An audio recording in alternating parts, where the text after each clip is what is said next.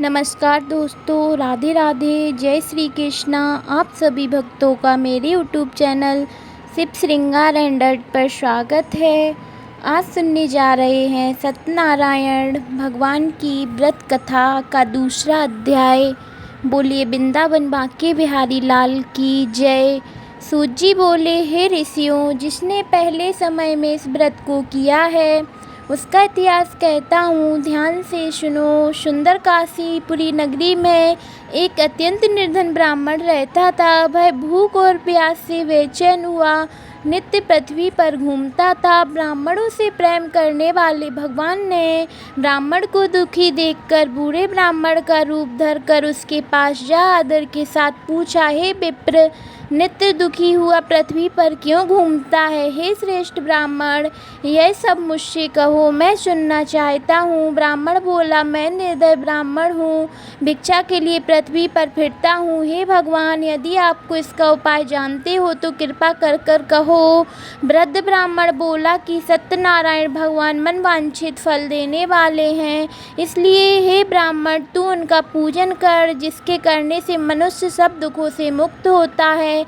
ब्राह्मण को व्रत का सारा विधान बतलाकर बूढ़े ब्राह्मण का रूप धारण करने वाले सत्यनारायण भगवान अंतर्ध्यान हो गए। जिस व्रत को वृद्ध ब्राह्मण ने बतलाया था मैं उसको करूँगा, यह निश्चित करने पर उसे रात में नींद भी नहीं आई।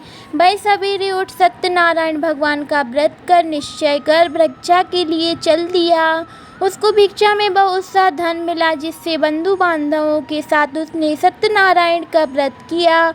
इसके करने से वह ब्राह्मण सब दुखों से छूटकर अनेक प्रकार की संपत्तियों से युक्त हुआ। उस समय वह ब्राह्मण हर मास व्रत करने लगा। इस तरह सत्यनारायण भगवान के व्रत को जो करेगा वह मनुष्य सब दुखों से छूट जाएगा। इस तरह नारद जी ने नारायण से कहा, हुआ यह व्रत मैंने तुमसे कहा है। हे विप्रो, अब और क्या कहूँ? ऋषि बोले, हे मुनीश्वर, इस संसार में इस ब्राह्मण ने सुनकर किस किस इस व्रत को किया है, हम यह सब सुनना चाहते हैं। इसके लिए हमारे मन में श्रद्धा है। सूत जी बोले, हे मुनियों, जिसने इस व्रत को किया है वह सब सुने।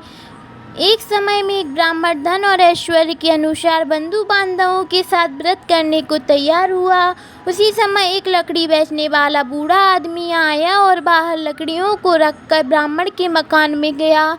प्यास से दुखी लकड़हारा उनको व्रत करते देखकर ब्राह्मण को नमस्कार करने लगा कि आप यह क्या कह रहे हैं और इसके करने से क्या फल मिलता है, कृपया करके मुझसे बतलाइए।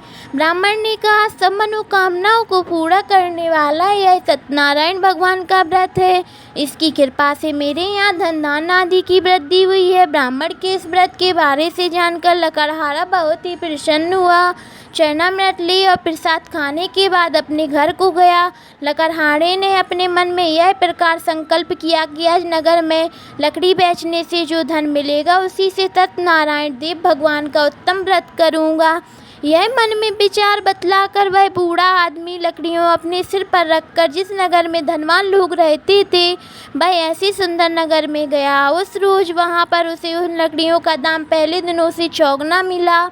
तब वह बूढ़ा लकड़हारा दाम ले अति प्रसन्न होकर पक्के केले की पूली, शक्कर, घी, दूध, दही, गेहूँ, आटा आदि सत्यनारायण भगवान के व्रत की कुल सामग्रियां लेकर अपने घर गया। फिर उसने अपने भाइयों को बुलाकर विधि विधान से भगवान सत्यनारायण भगवान जी का पूजन किया और व्रत किया। उस व्रत के प्रभाव से वह बूढ़ा लकड़हारा धन, पुत्र आदि से युक्त होकर संसार के समस्त सुख भोगकर बैकुंठ को चला गया।